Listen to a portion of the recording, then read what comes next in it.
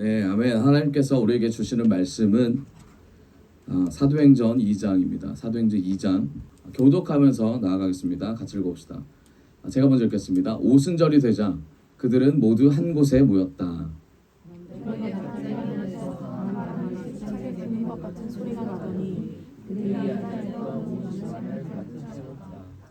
그리고 혀처럼 생긴 불이 나타나더니 그것이 갈라져 각 사람 위에 닿았다. 그러자 그들은 모두 성령이 충만하여 성령께서 주시는 능력으로 그들도 알지 못하는 외국어로 말하기 시작하였다. 네, 5절 다 같이 읽도록 하겠습니다. 5절 없습니까? 네, 4절 그러면 다시 한번 읽도록 하겠습니다. 시작. 그러자 그들은 모두 성령이 충만하여 성령께서 주시는 능력으로 그들도 알지 못하는 외국어로 말하기 시작하였다. 아멘. 네, 하나님께서 우리에게 주시는 말씀의 제목은 성령 충만한 삶을 삽시다. 성령 충만한 삶을 삽시다 라는 제목으로 말씀을 선포하겠습니다. 우리 옆 사람과 인사합시다. 성령 충만합시다. 아멘. 성령 충만한 삶을 살기를 원합니다. 아멘. 우리 다 성령 충만한 삶을 살기를 원하지 않습니까? 아멘. 오늘 하루 성령 충만한 삶을 사셨습니까? 오늘 한 3분밖에 안 계시네요. 네, 성령 충만한 삶을 살기 원합니다. 아멘. 자, 그러면 성령 충만한 삶이 뭘까? 자, 성령을 받으셨습니까? 네, 한 3분 계신데 성령 충만한 삶을 살기를 원하시는 분 손. 할렐루야. 네, 그럼 성령을 받았다 손. 할렐까지네요. 루야. 네, 모두 다 성령 받았을 줄을 믿습니다. 아멘. 성령을 받았다. 우리는 다 성령을 받은 사람들입니다. 근데 그 성령이 충만해지기까지 나아가야 될 줄 믿습니다. 그럼 왜 우리가 어떻게 성령을 받았는가? 우리가 하나님의 형상대로 지음을 받았잖아요, 그렇죠? 형상과 함께 뭐가 우리 안에 들어왔습니까? 네, 생기가 들어왔죠. 생기가 어떤 겁니까? 하나님의 영이죠. 하나님의 영. 구약에서는 하나님의 영이고 그 영이 신약에 가면 뭐가 됩니까? 성령이 됩니다. 하나님의 영의 운행하심과 그 영의 운행하심의 통치가 우리 안에도 있기 때문에 우리는 성령의 사람입니다. 할렐루야. 죄된 인간이 성령을 놓쳤습니다. 하나님의 영의 구실을 우리 안에서 제대로 하지 못하기 때문에 우리의 죄 때문에 그래서 주님과 단절이 됐습니다. 그게 창세기 3장이에요. 그러면 우리가 쫓아가야 될 건 뭡니까? 성령을 받은 자로서의 회복된 삶이 무엇인지를 생각해 보기를 원합니다. 그리고 그것을 붙잡기를 원합니다. 자, 그러면 성령 충만한 삶은 누구에게 오는가? 이게 핵심이죠. 성령 충만한 삶은 누구에게 올까요? 기도 많이 하는 사람에게 올까요? 말씀 많이 읽는 사람에게 올까요? 전도 많이 하는 사람에게 올까요? 누구한테 올까? 이게 참 핵심입니다. 그런데 우리가 성령 충만을 원하면서 성령 충만한 삶에 대해 잘 관심을 가지지 않아요. 별로 거기에 집중하지 않습니다. 왜 그럴까요? 성령 충만함보다 다른 것이 우선되기 때문입니다. 지금 우리만 그럴까요? 지금 현대만 그럴까요? 지금 기독교만 성령에 대해서 등한시했을까요? 그렇지 않습니다. 성령을 모르는 사람들이 있었습니다. 언제부터였냐면 예수님의 말씀을 들을 때부터. 성령과 가깝게 지내지 못했던 사람들이 존재했다라는 겁니다. 우리 말씀을 같이 읽어보면서 과거에는 어땠는지를 좀 보도록 하겠습니다. 사도행전 18장 23절입니다. 바울이 예수님의 성령을 받아서 예수를 만났죠. 예수를 만나고 어떻게 됩니까? 제자된 삶을 삽니다. 그렇죠? 제자된 삶을 살면서 사람들에게 제자로서의 삶을 어떻게 살아내야 되는지를 보여주는 이런 일화가 있습니다. 바울이 갈라디아와 부르기아 지방을 다니면서 모든 신자의 믿음을 뭐했다? 굳게 하였다라고 되어 있습니다. 이게 전도죠. 전도. 바울은 자신이 받았던 마음을 가지고 하나님께 받았던 마음을 가지고 사람들에게 제자된 삶으로 살아갔습니다. 그들에게 제자도를 보여줬어요. 이게 바울의 삶이었어요. 그런데 당시에 바울과 같이 활동했던 사람이 있습니다. 그게 누구냐면 아볼로였어요. 아볼로도 예수님의 말씀을 받았습니다. 그리고 예수님의 말씀을 받아서 제자가 됐어요. 그런데 제자된 삶을 아볼로도 살았지만 뭐가 빠졌냐면 바울과 같은 은혜, 깊이 있는 은혜가 빠졌었어요. 자, 말씀을 보겠습니다. 18장 24절. 바울로는 어떤 사람이었습니까? 아볼로는 말 잘하는 누구였다? 성경 박사였다. 자, 말 잘하는 성경 박사였습니다. 자, 25절입니다. 그는 주님의 말씀을 배워 열심히 뭐 했습니까? 전도했습니다. 그리고 예수님에 관해 어떻게 전했어요? 정확하게 가르쳤으나 뭐만 알고 있었습니까? 요한의 세례만 알고 있을 뿐이었다 라고 되어 있습니다. 여러분, 아볼로가 잘못된 겁니까? 아니죠. 아볼로는 잘못되지 않았습니다. 예수님의 말씀을 배워서 전도하고 예수님에 관해서 뭐 했다? 정확하게 가르쳤어요. 그렇지만 그럼에도 불구하고 요한의 세례만 알고 있을 뿐이었다라고 성경은 기록하고 있습니다. 절대 잘못되지 않았습니다. 이제 어떤 스토리가 있어야 돼요? 성장하는 스토리가 있어야 되는 거예요. 자, 성령의 충만함이 둘 다 존재했습니다. 근데 더 충만하기를 원하는 것이 하나님의 법칙이고 계획이에요. 우리가 신앙생활 하다 보면은 성령이 충만하지 않을 수가 있어. 성령을 놓칠 수가 있습니다. 하지만 놓쳤다고 포기하는 것이 아니라 다시 한번 성령을 붙잡고 나아가는 귀한 인생 되기를 원합니다. 아볼로에게 제자가 있었습니다. 엄청나게 많은 제자들이 따라다녔어요. 왜 그렇습니까? 진리를 알려줬기 때문에. 말씀 앞에 굴복하는 능력과 은혜가 아볼로를 통해서 사람들에게 선포됐습니다. 아볼로를 통해서 사람들에게 나타났어요. 사람들이 처음 들어보는 지식이었습니다. 처음 들어보는 말씀이었어요. 처음 들어보는 진리였어요. 사람들이 따르기 시작합니다. 그들도 마찬가지로 팀을 이뤄서 셀을 이뤄서 사람들을 가르치기 시작했습니다. 그런데 여기서 문제가 생깁니다. 어떤 문제가 생기냐면 바울의 제자와 아볼로의 제자가 만납니다.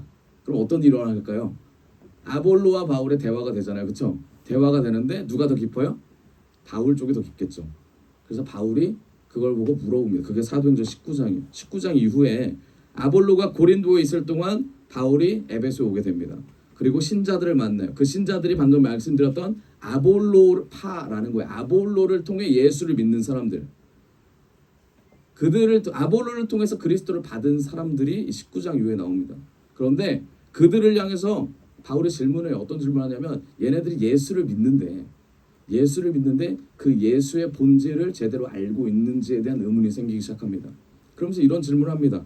사도행전 19장 1절입니다. 같이 보죠. 읽어봅시다. 시작. 아볼로가 고린도에 있는 동안 바울은 윗지방을 거쳐 에베소에 왔다. 바울은 거기서 몇몇 신자들을 만나 물었다. 2절 시작. 여러분은 믿을 때에 성령을 받았습니까? 네, 우리는 성령이 있다는 것도 듣지 못했습니다. 다시 보여주세요. 그거 다시 보여주세요. 이걸로 읽어봅시다. 시작. 2절입니다. 2절 없나요? 네, 알겠습니다. 자, 2절에 제가 읽어보겠습니다. 여러분은 믿을 때에 성령을 받았습니까? 우리는 성령이 있다는 것도 듣지 못했습니다. 바울이 물어봅니다. 아볼로에게. 여러분은 믿을 때 성령을 받았습니까? 아볼로파는 열심을 다해서 했던 사람들이었어요. 그리스도를 제대로 알았기 때문입니다. 그럼에도 불구하고 바울이 봤을 때는 부족했다라는 거예요.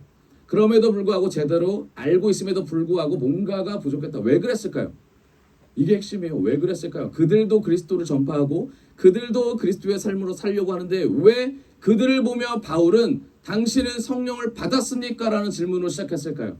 이게 우리 기독교인들 지금 우리 모두에게 주는 주님의 메시지라고 생각합니다. 여러분, 우리가 최선을 다해서 나아갑니다. 헌신해요, 봉사해요, 기도해요, 말씀 봐요, 올바른 길을 가려고 노력합니다. 가정에서도요 최선을 다해 살아요. 그런데 우리에게 뭐가 없다? 성령을 사모하는 마음이 없다. 성령을 추구하는 마음이 없다. 여러분, 성령을 추구하는 마음이 있다면 우리의 삶 가운데 예수의 권능이 나타날 줄 믿습니다. 예수의 능력이 우리의 말을 통해서, 입술을 통해서 우리 자신을 변화시킬 줄을 믿습니다. 우리의 능력과 우리의 경험과 우리의 행동과 우리의 생각으로 우리의 죄를 싸워 이길 수가 없습니다. 오직 성령의 권능과 능력만으로 우리를 예수 그리스도 앞으로 데려다 놓을 수 있습니다. 예수님과 연합하는 기쁨을 누구를 통해서 이룰 수 있냐면 성령을 통해서 이룰 수 있습니다. 왜 그렇습니까? 성령을 통해서 이 땅의 희망이 아닌 천국의 희망을 바라볼 수 있기 때문입니다. 우리의 사고가 깨지고 우리의 눈이 열리며 우리의 모든 생각하는 관점이 이 땅에 머물러 있는 것이 아니라 하늘의 사고로 변화되는 것이 누가 시켜준다고요? 성령이 시켜주기 때문입니다. 그럼 한 가지가 명확하죠. 아볼로 사람들은 예수님 이후에 성령의 시대에 천국에 대해서 말하는 것보다 예수님의 가르침, 뭡니까? 율법적인 부분이 더 강했다는 것을 알 수 있습니다. 그게 틀렸다는 얘기가 아니에요. 이 다음으로 넘어가야 된다는 거예요. 그럼 성령을 사모하게 되면 어떤 마음이 생길까요? 바로 사랑이 넘쳐나겠죠. 그리고 배려가 넘쳐나겠죠. 존중이 넘쳐나겠죠. 내 생각보다 주님의 생각을 먼저 묻겠죠. 이게 성령을 받는 자들의 특징이죠. 그리고 성령을 통하여 우리가 앞으로 나아가야 될 방향성이라고 생각합니다. 이들이 정확하게 말합니다. 성령을 받았느냐, 성령을 들었느냐, 뭐라고 합니까? 아볼로 사람들이 우리는 성령이 있다는 것을 뭐했다? 듣지 못했다라고 말합니다. 여러분, 바울은 성령 없이 예수를 믿는다라는 건 불가능하다고 보는 사람이었어요. 동의하세요? 성령이 없이 기독교가 완성이 됩니까? 왜 완성이 안 되냐면, 왜 완성이 안 돼요? 성자, 성부, 누가 있어요? 성령. 하나님이 한 분이에요, 세 분이에요? 한 분입니다. 한 분이에요. 네, 삼위일체예요. 자, 네, 삼위일체입니다. 삼위일체, 삼위삼체가 아니라 삼위일체입니다. 삼위일체의 하나님. 그런데 우리가 성자 예수님, 네, 성부 하나님을 따라가기만 하고 성령을 우리가 붙잡지 못한다면 두 위체만, 뒤 위경만 우리가 따라가는 격이 됩니다. 그럼 신앙의 밸런스가 맞지 않아요. 성령이 하시는 일이 분명히 존재합니다. 여러분, 성령을 사모하기를 원합니다. 19장 3절에 그래서 물어봅니다. 방금 읽었던 것처럼. 그렇다면 여러분들은 무슨 세례를 받았습니까? 자, 성령을 받았냐고 물어봤는데 성령을 받지 않았다고. 그게 뭐냐고 물어보고 나서 물어봅니다. 무슨 세례를 받았습니까? 무슨 세례 받았대요? 요한의 세례를 받았다고 되어 있습니다. 요한의 세례. 여러분, 우리가 요한의 세례를 받았을 줄 믿습니다. 요한의 세례라는 것은 우리의 삶을 이제는 이전과 같은 삶을 살지 않겠다라는 우리의 고백입니다. 우리의 결단이에요. 요한의 세례라는 게 그런 거예요. 요한의 세례를 통해서 우리가 얻을 수 있는 건 뭡니까? 하나님 앞에 나가서 우리가 죄인된 삶이었다는 것을 고백하게 만드는 것이 요한의 세례예요. 요한의 세례 4절을 읽겠습니다. 같이 봅시다. 4절 시작. 요한은 회개의 세례를 주면서 사람들에게 자기 뒤에 오시는 분을 믿으라고 했는데 그분이 곧 예수님이십니다. 아멘. 요한이 뭐라 그래요? 회개의 세례를 줬다 그랬어요. 회개를 통해서 그 다음에 누가 오신다? 우리 마음에 예수님이 오신다. 예수님이 오신다라고 선포하고 있습니다. 예수님이 오신다. 사람들은 다 알고 있었어요. 예수님이 오시는 걸 알고 있었어요. 그렇지만 예수님이 우리 마음에 오는 거라고 생각하진 않았어요. 왜냐하면 성령을 몰랐기 때문에. 예수님이 왕으로 오실 것이다. 예수님이 눈에 보이는 가시적으로 눈에 보이는 어떠한 형태로 오실 것이다 라고 생각했지, 우리 내면이 성령을 통하여 우리 내면에 예수님이 오실 거라는 생각을 하지 못했어요. 왜 그렇습니까? 성령에 대한 지식이 없었기 때문입니다. 성령을 추구할 수 있는 그런 원동력이 없었어요. 자, 우리는 성령에 대해서 알기를 원합니다. 성령의 가치를 알기 원합니다. 성령의 중요성을 알기 원합니다. 여러분, 예수님을 통하여 우리가 알아야 될 게 뭡니까? 예수님을 통해서 알아야 될 거는 한 가지죠. 우리가 천국 갈 백성이라는 사실입니다. 여러분, 천국 소망하시죠? 예수님을 통해서 우리가 반드시 알아야 될 건 천국 갈 백성입니다. 천국 갈 백성, 우리의 영혼과 연결되어 있는 것은 성령입니다. 요한의 세례를 통하여 사람들은 그리스도인이 되었습니다. 결국 요한의 세례는 우리의 외적인 모습 그리고 내면의 회개까지 이끄는데 주님을 만나는 데까지는 어려움이 있습니다. 성령을 통하여 우리가 주님을 만날 때 우리의 삶이 변화될 줄을 믿습니다. 예수님을 만날 줄 믿습니다. 자, 18장 5절입니다. 그들은 이 말을 듣고 주 예수님의 이름으로 세례를 받았다. 주 예수님의 이름으로 세례를 받게 됩니다. 주 예수님의 이름으로 세례를 받아요. 맛보기가 됩니다. 이제 성령의 세례나 이런 것이다. 맛보기가 돼요. 자, 6절입니다. 같이 읽어봅시다. 시작. 바울이 그들에게 손을 얹자 성령이 내려 그들은 방언도 하고 예언도 했는데 7절 모두 12사람쯤 되었다. 어떻게 됩니까? 성령을 받았던 바울이 자신이 받았던 그 성령을 이들에게 연결해 주는 역할을 하죠. 연결해 주는 역할을 합니다. 그리고 나서 어떤 일이 일어났어요? 뭘 받았대요? 방언도 하고 뭐도 받았다? 예언도 받았다. 여러분, 은사가 살아나기 시작합니다. 은사가. 여러분, 방언도 하고 예언도 했다. 성령의 역사 중에 이 두 가지가 가장 큽니다. 여러분 방언도 하시잖아요. 그리고 예언도 하시잖아요. 하나님께서 주시는 분별도 있으시잖아요. 여러분 성령을 받은 자로서의 삶을 살고 계십니다. 하지만 우리가 성령 충만하기를 원합니다. 성령의 역사가 일어나면 어떤 일이 생기냐면 믿음이 강해져요. 믿음이 강해집니다. 성령이 오자마자 이 역사를 통하여 우리가 외적인 모습이 변하기 시작합니다. 어떻게 변하냐면 우리의 말과 행동이 주님 중심으로 바뀌어요. 그게 방언이고요. 그게 예언입니다.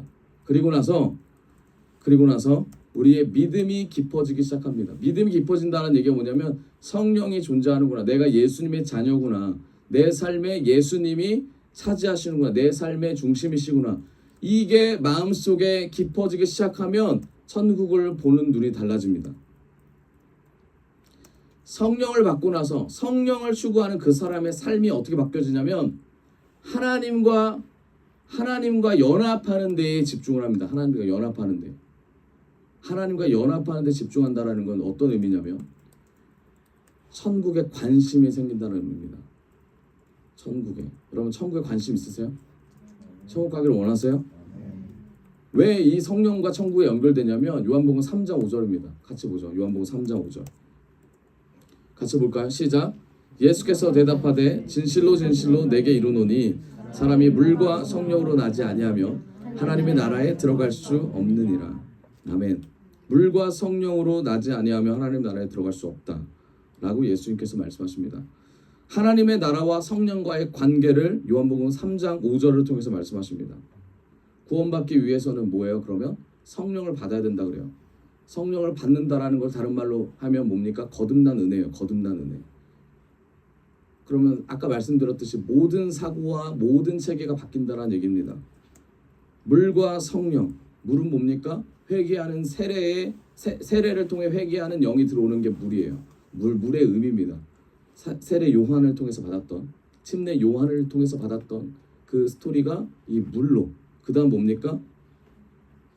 성령을 통해서 우리 내면이 바뀌는 거, 변화되는 거, 하나님 나라에 집중하게 되는 거. 이게 어떤 일입니까? 물로 회개받고 성령을 받아야 하나님 나라를 들어간다는 거죠.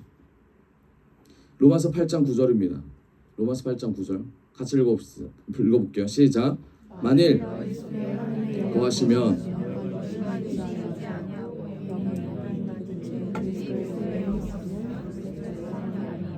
아멘.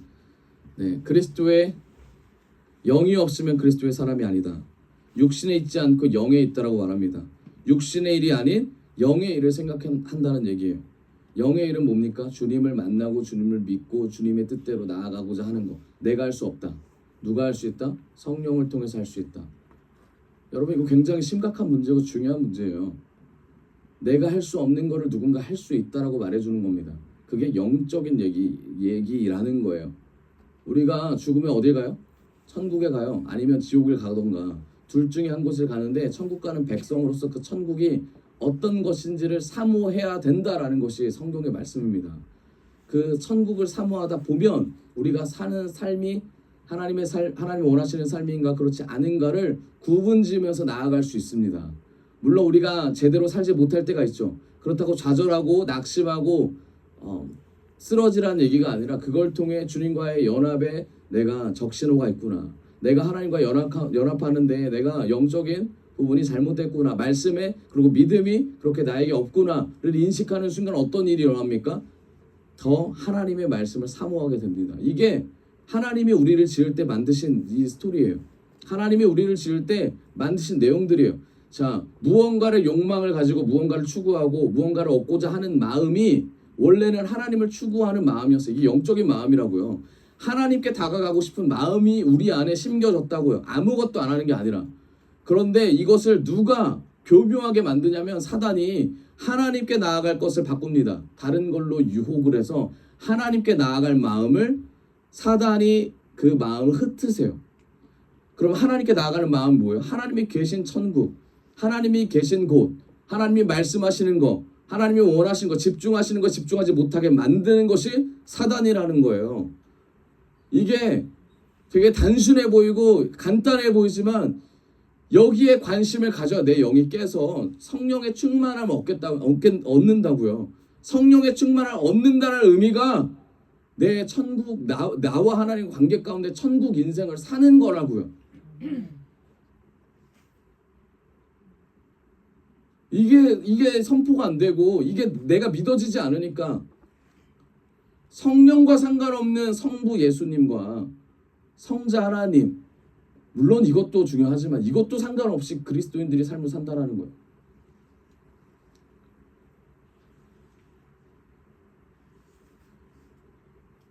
성령이 내 안에서 소멸되는 그 슬픔을 여러분 경험하셔야 돼요. 그거에 민감하셔야 돼요. 왜냐하면 성령이 소멸되는 순간 아까 말씀드렸잖아요. 하나님의 나라와 나는 상관이 없어요. 성령의 역할은 그거예요. 내가 하나님의 나라에 갈 수 있도록 내 안에 양심, 내 안에 하나님의 계시 모든 것을 알려주시고 보여주시는 게 성령의 역할이기 때문이에요. 그런데 말씀을 보고 깨달음의 은혜를 받는다? 삶을 내가 살아가겠다? 절대 그럴 수가 없습니다. 성령은 말씀의 비밀을 알게 해주는 게 성령이에요. 말씀을 살아갈 수 있도록 내 발걸음을 인도해 주시는 분이 누구다? 성령이세요. 그런데 이 성령을 우리가 인정하지 않을 뿐만 아니라 무시를 하고 있다? 여러분 성령 해방죄에 걸립니다. 하나님이 얼마나 우리와 가까워지고 싶으신지 아세요? 그러려면 우리가 저와 여러분들이 하나님의 성령을 사모하기를 원합니다. 그러면 성령과 상관없이 교회를 다니면 어떤 일이 일어날까요? 성령과 상관없이 교회를 다니는 사람들이 있잖아요. 물론 여기는 안 계시겠지만 있잖아요. 어떤 일이 일어날까요? 삶을 보면 알 수 있습니다. 우리 안에 성경이 말하죠. 성령이 우리 안에 거하시는 것을 알지 못하느냐. 성경에 나옵니다. 우리 안에 거하시는 성령을 시험 들거나 소멸하게 않기 위해서 우리가 어떤 삶을 살아야 돼요? 하나님이 하시지 말라는 것을 하지 말아야죠. 근데 하고 살잖아요. 교회 나오면서 어떻게 합니까? 거짓말하고, 교회 나오면서 교만하고 오만하고 하나님이 없다 말하고, 세상에서 살고 싶으면 다 살고, 술 먹고 담배 피고 도박하고, 하나님이 원하지 않는, 세상이 원하는, 사단이 원하는 그 삶을 알면서도 하잖아요. 알면서도 간과하잖아요. 알면서도 무시하잖아요. 알면서도 넘어가잖아요. 그게 나랑 상관없다는 이유로, 그게 사랑이라는 이유로, 그게 기다려줘야 된다는 이유로. 여러분 그렇지 않습니다. 진짜 사랑은 뭐냐면, 진짜 예수님의 마음은 뭐냐면 그 사람을 놓고 중보해주면서 제대로 된 말을 할 수 있는 거예요. 제대로 그 사람에게 하나님의 메시지를 전할 수 있는 거예요. 근데 정죄하는 마음이 아니라 사랑의 마음을 담아서 정말 이 사람이 나를 생각해서 말해주는구나, 그거를 받아들일 수 있는 실력을 키워서 말해주는 게 맞는 겁니다. 그렇지 않으면 계속 기도하세요. 내가 정말 못하겠다 기도하세요. 주님 일하시기를 기도하세요. 주님 일하셔서 다른 사람을 통해서 다른 사람을 통해서 일하시기를 기도하세요. 그게 주님이 원하시는 길이에요. 그냥 저 사람은 저 사람 알아서 되겠지. 절대 알아서 되는 거 없습니다. 절대 알아서 되는 거 없어요. 예수님의 일이 우리의 삶에서 나타나지 않을 거야 라는 불신앙이 생기게 됩니다. 뭐가 없으면? 성령과 상관없이 교회를 다니면. 성경을 믿지를 못합니다. 성경이 믿어지지 않아요. 모두 다 가짜 인생을 살 수밖에 없습니다. 성경에 누가 나옵니까? 니고데모 얘기 나오잖아요. 니고데모 주님께 관심이 있었습니다. 진리에 관심이 있었어요. 주님이 뭐라고 하세요? 뭐라고 하십니까? 거듭나지 못하면 안 된다.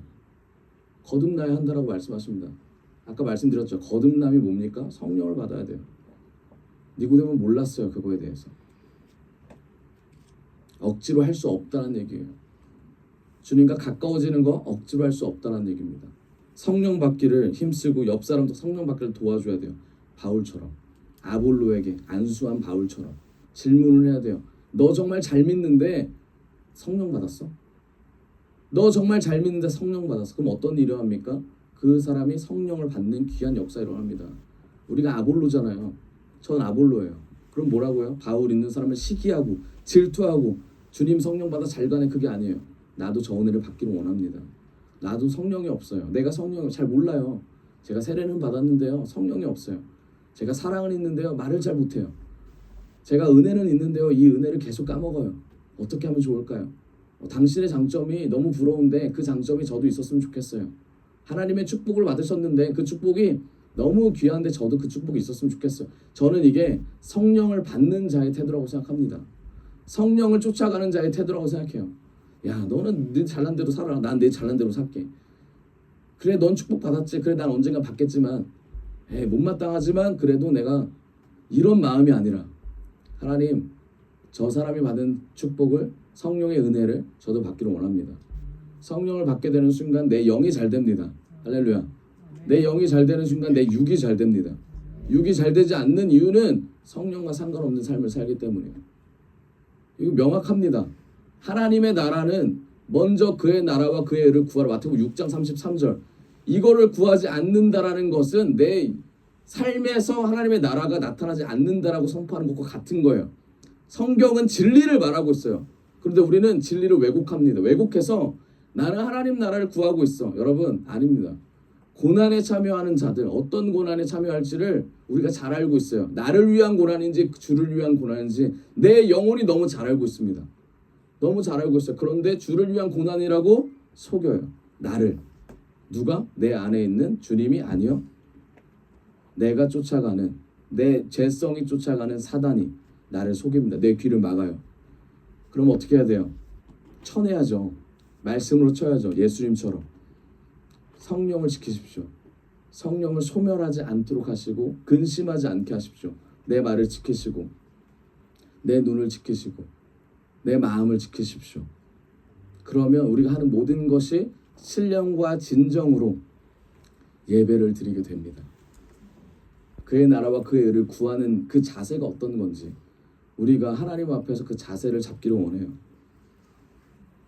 성령과 상관없이 교회에 나오는 사람들은 믿지를 않는다고 했습니다. 삶을 막 살아요. 교회에 와서 교회만 나와요. 관계를 맺기 위해서 교회만 나옵니다. 그런데 성령과 상관없이 예배를 드리는 사람이 있습니다. 성령과 상관없이 예배 드리는 사람들. 어떤 사람들일까요? 이 사람들은 성령과 상관없이 예배를 드리면 삶의 변화가 일어나지 않습니다. 100날 100번, 1000번, 10,000번을 드려도 내 삶에 변화가 일어나지 않아요. 왜 그래요? 성령과 상관없기 때문에. 성령은 예배를 통해서 말씀하세요. 너의 삶이 어떻냐? 네 삶이 어떠냐? 예배를 통해서 말씀을 통해서 성령이 내 마음에 직접 옵니다. 성령을 통해서 내 마음에 말씀이 꽂혀요. 내 마음에 내가 잘못된 거를 회상하게 돼요. 고민하게 되고요. 다시 돌아보게 됩니다. 뭘 통해서? 말씀이 선포될 때 내가 성령을 가진 자로서 삶을 살려고 하나님께 기도할 때, 하나님께 나아갈 때, 그럴 때 성령을 가진 자가 말씀의 깊이가 깊어질 줄을 믿습니다. 그럼 나가는 순간 어떤 순간이 돼요? 내가 진짜 기쁨으로써 말씀을 살아봐야겠다. 이게 생겨요. 내 심령이 살아난다고요. 생기가 넘친다고요. 물론 앞에서 선포되는 말씀이 굉장히 은혜롭고 말씀이 선포되어질 때 그 말씀이 정말 하나님의 말씀이 선포돼야죠. 근데 그것도 중요하지만 가장 중요한 건 내 마음밭이 성령 밭이냐. 이게 정말 중요합니다. 여러분 어떤 마음으로 예배에 참여하십니까? 예배에 오셨어요? 말씀을 기대하십니까? 우리의 앞길에, 나의 앞길에 주님의 자녀로서 삶으로서 주님이 주시는 이 삶에 이 24시간에 성령이 임하기를 원하는 마음으로 오셨습니까? 이 일주일간 오순절 성령 감리 주일 이 기간에 주님이 성령 보내주시는 이 기간에 기대하면서 오셨어요? 기대하면서 사십니까? 불평 불만만 하고 살진 않습니까? 우리가 돌아봐야 된다는 거예요. 결국 뭐예요? 성령과 상관없이 예배드리면 내 삶의 변화가 일어나지 않는다는 거예요. 마가다락방에 120명이 모였습니다. 예수님의 승천을 목격한 사람들이었어요. 이들의 제자들도 있었고요. 제자 옆에서 제자를 도왔던 사람들도 있었습니다. 대부분이 여자였고요. 자매들이었고요. 예수를 믿었습니다. 예수님을 좋아했던 사람들이었어요. 마가다락에 모였지만 그들의 삶은 바뀌지 않았습니다. 그들의 삶은 바뀌지 않았어요. 그런데 예수님이 부활하시고 40일 동안 사람들과 함께 하시고 43일째 됐던 날에 승천하셨습니다. 승천하시고 7일 동안 마가다락방에 120명이 모여서 기도하기 시작합니다. 왜 기도했을까요? 단 하나예요. 예수님이 예루살렘을 떠나지 말고 기도하라고 했습니다. 예수님의 명령을 지켰을 뿐이에요. 그리고 나서 이들이 7일 있다가 어떤 일을 합니까? 성령을 받게 돼요. 여러분 주님이 주시고자 하는 제일 첫 번째 은혜가 성령이라는 거예요. 예수님이 명령하신 첫 번째 은혜, 우리가 소멸하지 않고 예수님과 동행하는 은혜를 나눌 수 있는 것이 뭐다? 성령이라는 거예요. 그렇기 때문에 이 오순절 성령 강림이 예수님의 사역을 우리가 할 수 있는 자냐 아니냐가 나눠지는 겁니다. 하나님의 삶으로, 하나님이 원하시는 예수 그리스도의 삶으로 내가 살아가냐 안 살아가냐가 이 시즌이 가장 중요하다는 거예요. 예수님의 말씀하시는 성령으로 사는 삶, 그렇지 않는 삶으로 분명히 나눠지게 됩니다. 그러면 성령을 받을 만한 사람들이 있겠죠. 성령을 받으면 여기 120명이 다 받았어요. 받을 만한 사람들 그럼 누구냐? 이겁니다. 우리가 앞으로 성령을 더 충만해질 거잖아요. 그럼 성령을 누가 받냐? 그냥 말씀 보고 기도하고 이런 사람이 맞냐? 물론 받겠죠. 근데 그보다 더 중요한 스토리가 있습니다. 뭐냐면 성령을 받는 자의 특징이에요. 사도행전 1장 21절 22절입니다. 같이 읽어볼게요. 시작. 그러므로 주 예수께서 우리와 함께 지내시는 동안에 곧 요한이 세례를 주던 때로부터 예수께서 우리와 함께 다니던 사람 가운데서 한 사람을 뽑아서 우리와 더불어 부활의 증인으로 삼아야 할 것입니다. 아멘. 유다가 죽었습니다. 유다가 자살했어요. 가룟 유다가 자살했습니다. 그리고 나서 제자 한 명이 비었어요. 이들이 성령을 받기 이전에 했던 행동이에요. 어떤 행동이에요? 예수님의 가르침을 받아 끝까지 가야 할 누구를 삼자? 제자를 삼자. 끝까지 데려가야 될 제자를 삼자. 우리와 함께할 사람을 선출하자였습니다. 누구 마음에 합한 걸까요? 예수님 마음에 합한 거겠죠. 하나님의 나라에 합한 거겠죠. 하나님 나라가 확장되는 데에 합한 내용이겠죠. 결국 뭡니까? 이들의 마음은 뭐에 있었다? 제자된 삶에 있었다. 성령을 받기에 앞서서 우리가 해야 될 마음은 뭡니까? 수요예배 때 목사님 말씀하신 것처럼 제자된 삶, 제자로서의 어떤 삶을 살아갈까, 어떤 마음을 품을까에 대한 관심이 들어가야 돼요. 어떤 직업을 갖고 어떤 가정 환경에서 살아날지라도 우리가 제자된 삶을 놓치는 순간 성령과는 조금 멀어진다고 보면 됩니다. 제자된 삶을 살기를 원합니다. 그래서 어떻게 됩니까? 모든 관심사가 여기 모인 모든 사람의 관심사가 부활의 증인을 얘기할 제자 삼는 겁니다.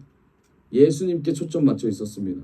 같은 영, 같은 가르침으로 가야 되기 때문에 예전부터 지금까지 함께한 사람들이어야만 한다라고 성경은 말하고 있습니다. 제자 되기는 훈련, 제자로서 이때까지 받았던 모든 것들을 통합해서 결국은 예수 그리스도가 나타나는 그 사역의 확장이 되는 제자를 세우자. 이게 이들의 주장이었어요. 이들의 성령을 받은 사람이냐? 지금 아직 받지는 않았습니다. 그럼에도 불구하고 이들의 마음은 하나님의 나라에 대해 관심이 있었다는 겁니다.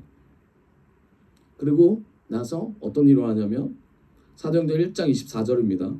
1장 24절 같이 읽읍시다. 시작. 기도하며 아뢰었다. 모든 사람의 마음을 다 아시는 주님, 주님께서 이 두 사람 가서 누구를 뽑아서 그 다음 절입니다. 일과 사도직의 직분을 맡게 하실지를 이 직분을 버리고 제가 할 곳으로 갔습니다. 아멘. 두 사람 가운데서 뽑기 시작합니다. 요셉과 마띠아라는 이 사람에서 기도하며 주님께 아뢰입니다. 23절 다시 보여주세요. 기도하며 아뢰었다 라고 되어 있죠. 여러분 이들의 마음은 제자도에 있었어요. 예수님의 제자를 어떻게 세울 것이냐. 그런데 이들의 마음에 자신들이 결정하는 것이 아니라 기도를 하면 주님이 직접 결정하기를 원하셨습니다. 자세가 어떻습니까? 모든 중심이 예수님 중심, 하나님 중심으로 가고 있다는 사실을 알게 됐죠. 제자라는 그런 것 같습니다. 여러분 우리가 제자된 삶을 살기를 원하는데 우리의 삶의 초점은 어디 있고 우리의 방향은 뭡니까? 여러분 제자라면 주님이 원하시는 대로 주님이 말씀하시는 대로 가기를 원합니다. 결국 그래서 어떻습니까? 제자가 그럼 어떤 일을 해야 하냐? 그 다음에 이제 질문을 던지기 시작하는 거예요. 제자가 어떤 일을 할까요? 제자는 섬기는 일을 합니다. 제일 중요하죠. 섬기는 일. 아까 24절. 사도직의 직분을 맡게 하실지. 섬기는 일과 그 다음에 두 번째 사도직의 직분을 맡게 하는 것. 이게 제자된 삶이에요. 이 두 가지가 결국 하나님의 자녀, 하나님의 제자로 나아가는 귀한 역할이라는 겁니다. 1장 26절 그리고 나서 제비를 뽑습니다. 25절이죠. 25절인가요? 26절. 그리고 그들에게 제비를 뽑게 하니 마띠아가 뽑혀서 사도와 함께 사도의 수에 들게 되었다. 아멘. 그리고 아까 말씀드렸던 오순절이 시작됩니다. 오순절이 시작되고 사도행전 2장 1절입니다. 오순절이 되자 그들은 모두 한 곳에 모였습니다. 2장 2절 제가 읽을게요. 그런데 갑자기 하늘에서 강한 바람이 세차게 부는 것 같은 소리가 나더니 그들이 앉아있던 온 집안을 가득 채웠다. 3절 그리고 혀처럼 생긴 불이 나타나더니 그것이 갈라져 각 사람 위에 닿았다. 현대어 성경은 내려앉았다라고 되어 있습니다. 그리고 나서 그러자 그들은 모두 성령이 충만하여 성령께서 주시는 능력으로 그들도 알지 못하는 외국어로 말하기 시작하였다. 아멘. 5절부터 10절까지 내용은 경건한 유대인들이 모여 있었는데 그들이 각각 자기 언어로 말하기 시작합니다. 방언으로 말하기 시작하는데 그 내용이 경건한 유대인들이 각국에서 왔던 경건한 유대인들이 그 방언의 내용을 다 듣고 그리고 선포합니다. 저게 어떻게 가능한 일이냐라고 말하는 내용입니다.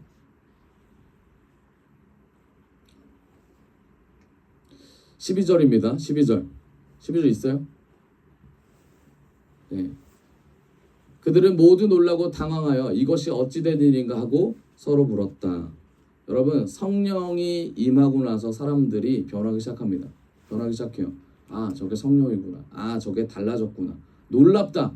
이게 일반적인 반응이에요. 일반적인 반응. 그런데 일반적인 반응을 넘어서는 반응이 있습니다. 그게 어떤 반응일까요? 어떤 반응일까요? 이건 성령이 아니야. 이럴 수가 없어. 이게 실제로 그때도 그렇고 지금도 있어요. 예수님이 하신 우리의 일들, 기적과 이적들을 우리 안에 했던 것들을 사람들한테 말할 때 사람들이 뭐래요? 운이야. 그럴 수도 있지. 아니야 네가 그때 좀 뭔가 좀 다르게 생각한 거 아니야? 라고 말할 수 있어요. 그게 이때도 있었다는 걸 한번 봅시다. 13절 같이 읽읍시다. 시작. 그러나 어떤 사람은 잔뜩 술에 취했곤 하며 제자들을 조롱하였다. 아멘. 여러분 우리가 이런 인생이 되면 안 되지 않겠습니까? 성령을 받는 자들에게 아 그거 잘못된 신앙이야. 저 사람이 나아가는 데 있어서 저 사람이 잘 가고 있는 거에 대해서 아 저러다 말겠지. 이게 지금 믿음이 없는 자, 성령을 인정하지 않는 자와 다를 게 없지 않겠어요? 저도 수차례 많이 했어요. 수차례. 제가 이전에 청년부를 맡으면서 아 이 사람은 가기가 좀 어렵겠는데 이 사람은 와 이거 이렇게까지 한다고? 그래서 정말 많이 그 생각이 들었었거든요. 그런데 하나님께서 저를 돌아보게 하시더라고요. 저를 돌아보게 하시면서 제가 더 하나님 앞에 죄인이고 하나님 앞에 나아가지 못하는 자였구나를 알게 됐습니다. 이번 주에 이름을 거론할게요. 이번 주에 성민 형제가 대화를 했어요. 성민 형제랑 이제 어떤 형제를 만났대요. 그래서 이제 대화를 하는데 성민 형제 이런 말 하는 거예요. 예전에 자기가 본인이 힘들 때 1년간 대화를 안 하고 있었다. 이제 그 얘기를 하더라고요. 1년간 우리 청년 모임할 때 제가 질문했나요? 그 얘기를? 1년간 내가 성민 형제 보고 말을 안 하고 있었다. 이제 그 얘기를 했습니다. 그리고 성민 형제가 1년간 대화를 안 하고 있음에도 불구하고 자리는 지켰다. 이제 그런 얘기를 했어요. 근데 제가 항상 성민 형제한테 대화를 안 했어요. 성민 형제 나눔을 안 했어요. 그래서 마음이 조금 힘든 시절이 있어서 대화를 안 했는데 성민 형제가 대화를 안 하는 그 시절에도 저는 질문을 계속 던졌습니다. 오늘 말씀을 듣고 은혜 받은 거 나눠봅시다. 그럼 성민 형제가 매번 했던 말이 있어요. 매주 했던 말 뭐였냐면 나는 잘 모르겠다. 근데 저는 매주 질문했습니다. 그게 제가 생각할 땐 거의 1년 됐던 것 같아요. 1년 더 됐나요? 네, 1년 더 된 것 같은데 아무튼 그랬어요. 근데 중요한 건 뭐냐면 그 얘기를 웃으면서 얘기하면서 성민 형제가 뭐라고 그러냐면 이런 말 하더라고요. 그 사건을 통하여 그러니까 자기 사건이죠. 자기 사건을 통해서 목사님이 강건해졌다. 저한테 그 얘기를 하더라고요. 그래서 제가 그 얘기를 듣고 제가 웃으면서 이제 강건해졌다 얘기를 하고 그러면서 집에 가서 제가 그거를 묵상해 봤습니다. 내가 강건해지는 과정에서 내가 저 형제님을 정죄하진 않았는지, 내가 저 형제님을 사랑으로 기다려줬는지. 근데 제가 한 80%는 정죄했더라고요. 20%는 기다렸다고 말하지만 20%는 맡기고 80%는 정죄했더라고요. 그래서 제가 회개를 했습니다. 회개를 하면서 이런 고백을 해서 하나님께, 하나님 앞에 살 수 있는 사람이 아무도 없는 것 같습니다. 근데 저는 진짜 하나님 앞에 못 살겠습니다. 제가 그때 알았거든요. 그때도 내가 하나님 앞에 나가지 못한다는 걸 알았지만, 근데 마음에 다시 돌아봐도 하나님의 은혜가 아니면 살 수 없다라는 것을 알게 됐습니다. 그러니까 제가 말씀드리고자 하는 건 뭐냐면, 말을 안 하는 사람과 말을 하는 사람, 이게 상관이 없어요. 그 마음이 똑같아. 정죄를 하거나 정죄를 안 하거나 똑같아요.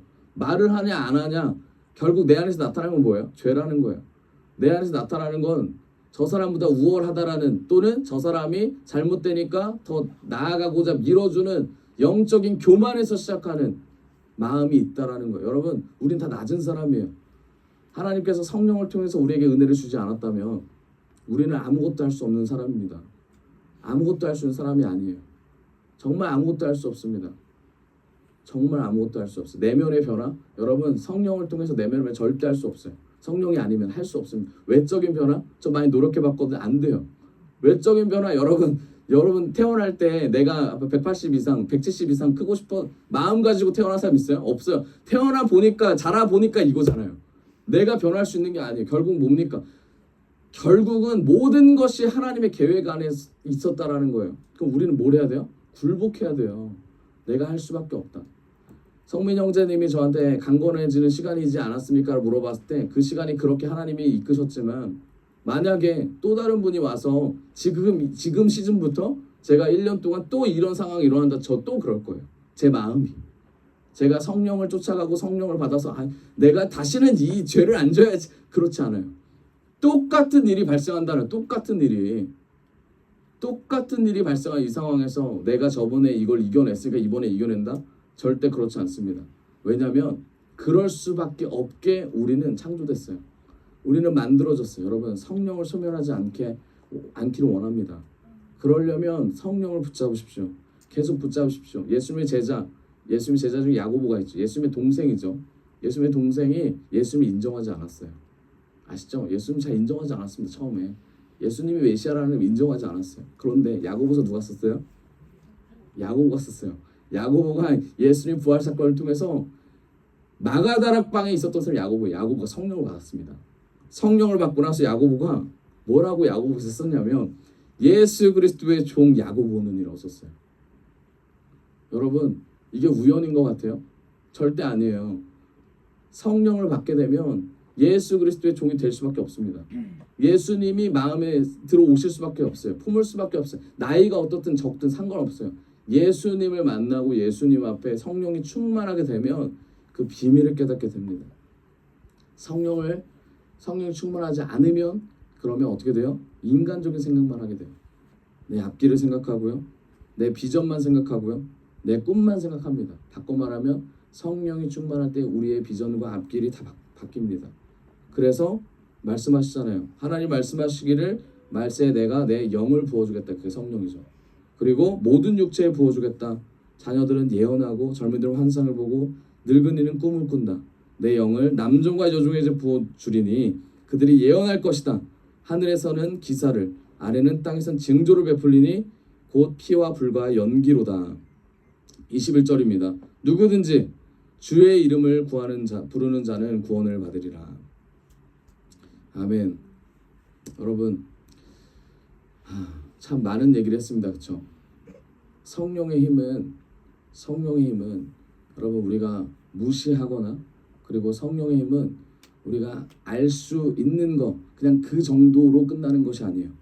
성령의 힘은 우리가 알 수 없는 것까지 알게 됩니다. 여러분, 말씀에 이제 결론을 맺을 텐데, 성령이 우리 안에 오면 복음을 증거할 수 있는 자로 우리를 바꾸십니다. 복음을 증거할 수 있는 자로 바꾸세요. 말과 행동과 모든 전반적인 것이 다 바뀌어요. 그리고 권능이 우리 안에 탑재가 됩니다. 권능. 말하는 모든 것마다 하나님이 이루어지고 하나님이 이끄시는 그 권능이 증인된 삶으로 나타납니다. 이게 성령의 은혜입니다. 그리고 우리가 하는 모든 것이 천국과 연결됐다라는 구원의 확증이 일어나게 돼요. 구원의 확증. 예수님이 말씀하시는 그 삶, 그리고 예수님이 말씀하고 계시는 이 삶, 이게 한 번에 연결이 돼요. 미래에도 마찬가지입니다. 구원의 확증이 내 입에서 쏟아지게 됩니다. 그리고 내가 그리스도의 십자가를 같이 지고, 그리고 내가 그리스도와 함께 죽고 다시 부활하는 인생으로 살게 됩니다. 이게 성령이 하시는 거예요. 결국 뭡니까? 마지막으로 이 과정에서 마귀가 공격할 거예요. 성령 얻은 자는 특별히 더 공격합니다. 왜냐하면 많은 이들을 주님께 돌려보낼 거니까. 그러면 주님께서 주시는 마지막의 능력이 뭐냐면 구원의 능력 사역, 구원의 능력 사역. 많은 자들, 많은 사람들을 성령의 능력으로 구원으로 이끄십니다. 힘입어 귀신을 쫓아냅니다. 마태복음 12장 24절이에요. 하나님의 성령을 힘입어 귀신을 쫓아낸다. 이게 하나님 주시는 은혜입니다. 여러분, 하나님의 성령을 받기로 합니다. 하나님의 영, 하나님의 영. 오순절 이 다락방에서 일어났던, 이 다락방 이 정도 될 것 같은데, 네. 다락방에서 일어났던 주님의 성령이 우리 안에 임할 때 말세라고 하는, 결국 하나님의 오실 그 날까지 하나님의 비전을 품은 자들이 일어날 줄 믿습니다. 그냥 우리가 어중이 떠중이가 아니에요. 제자로 된 부름받은 우리의 삶이 성령을 받은 자로서의 삶으로 더 바꿔나가기를 원합니다. 네. 그럴 때 우리의 모든 영육간의 강건함과 모든 인생을 주님 이끄시는 것을 우리의 입술로, 우리의 마음으로, 우리의 삶으로 보여줄 줄 믿습니다.